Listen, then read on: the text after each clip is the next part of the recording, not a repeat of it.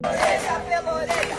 Justiça! Justiça pela orelha! A cabeça dele estava arrebentada por dentro. É isso que o veterinário que trabalhou no caso da Orelha falou sobre ele. No dia 15 de janeiro de 2026, o Orelha, que era um cãozinho comunitário da Praia Brava de Florianópolis, Santa Catarina, um cãozinho idoso de 10 anos, foi atacado por um bando de adolescentes e morto, enquanto eles brincavam de quem dava porrada mais forte com pregos na cabeça dele.